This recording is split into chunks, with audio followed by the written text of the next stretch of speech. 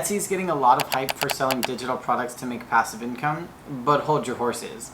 Here's 7 reasons why you should stay away from Etsy and consider selling digital products on other platforms. Now, we've been selling products on Etsy for a few years now, and while we've loved using Etsy, we've also had a few hiccups along the way. This video is going to cover a few reasons maybe why you wouldn't want to sell on Etsy and why you would want to focus on maybe another platform to sell your products. The first reason why you should consider against selling on Etsy is the potential for Etsy to put your payment account on reserve, which means that Etsy will hold 75% of your income for a period of time. It could be longer than 45 days. And so if you're trying to feed your family or pay rent, this could be a big red flag for the platform. Now, other platforms will do this as well, especially if you're a new shop and you're selling more expensive products. Stripe specifically will do this as well, but they won't do it for as long as Etsy will. That's right, Stripe and other payment processors might hold your income for 1 week or maybe 10 business days when you're a brand new store, but Etsy holding your income for up to 45 days or more just makes me sick to my stomach.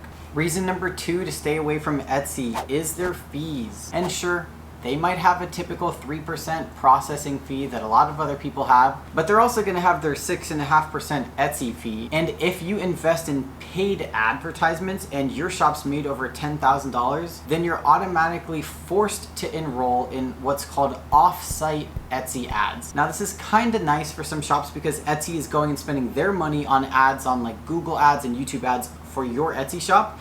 However, there's a mandatory high percentage fee of 12 to 15% on your offsite ads. So not only are you going to be paying 6.5% of the Etsy fee and 3% for payment processing, but up to an additional 15% is just not cool to be forced into the offsite ads platform. Now, thankfully, we haven't lost too much money doing the offsite ads. We've actually made more money doing this, but we have heard of shops that have unfortunately had to be opted into this, that have been losing hundreds, if not thousands of dollars a year being forced to pay the offsite ads for their products and not seeing the return on investment. Keep in mind that they will only charge you if you actually make the sale, but if you are not accounting for that in your profit margin, then you could see up to a 15% loss, and you may not have a high profit margin with all of those things considered. Number 4 is that customers will get distracted easier on the Etsy platform. If you spend any time on Etsy, you will see how easily it is to view other products while you're looking for a certain product. So if someone is on your shop and they're looking at a product of yours, it is very easy for them to get distracted and go to another competitor's listing. Now, this is obviously something that will happen with a lot of different websites, but if you are selling on your own website, you can kind of create a sales funnel that is helpful for people to only be funneled to that one product or other products on your shop, so you're not losing them as a customer. At the end of the day, Etsy cares more about making money than by helping you as a seller. And so that means that they're just going to try and get transactions on their website, whether that be your product or somebody else's digital product. And that's the benefit of selling on your own website, because you can ensure that the sales experience is tailored to that customer. Another thing to consider is when you have your own website, you can actually retarget those customers who maybe didn't purchase the first time around by using some sort of code either with Google or Facebook in order to target them again with a very specific ad that will entice them to purchase. When you're paying for advertising on Etsy, they just show your product listing photo. So when you're retargeting your paid ads on your own website, you can get a lot more personal with your messaging on social media or however you decide to advertise on Google.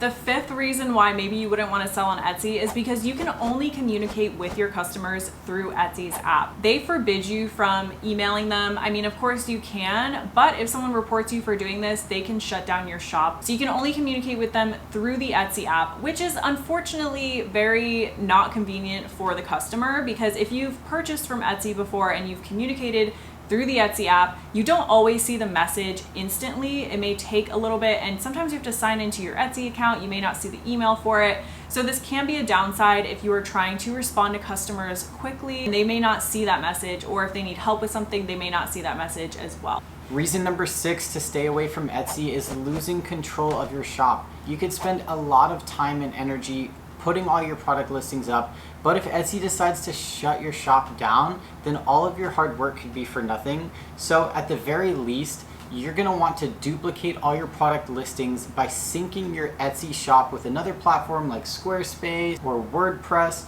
where you can import those listings. Sometimes you have to pay $10 or $20 for a service that automatically imports them, but I'm telling you, it's going to save you so much time, because if you already have 20, 30, or a couple hundred digital products, you don't want to have to put the title and description and keywords and photos for every one of those digital products. You can automatically sync them and make sure that you have a saving grace and a backup plan if Etsy shuts your shop down. The last reason is that Etsy tends to side with the buyer, which means that if you have a Karen and they are not happy with their purchase, usually Etsy will refund them. So if you are selling something like a physical product or even a digital product, this could be a huge hit for your business, because you are losing money giving that refund back to the person when maybe there wasn't anything wrong to begin with. So obviously you need to consider really good communication and also laying out what's included with the product before purchase, because that will help Etsy side with you if you do run into that situation. But we have heard horror stories of Etsy just completely refunding people for no particular reason other than someone opening up a case with them. At the end of the day, selling on Etsy is still a great option, and these are not points to completely just derail you from selling on Etsy. Any platform is going to have its own pros and cons. At the end of the day, Etsy is still a marketplace, which means that they already have the customers there for you. And some things to consider is the cost to host your own website, other transaction fees on other platforms, and marketing costs. Thank you guys so much for watching as always. And if you have any comments or questions, feel free to leave them below, as well as any video recommendations. We are always open to hearing your feedback and any suggestions that you guys have for upcoming videos.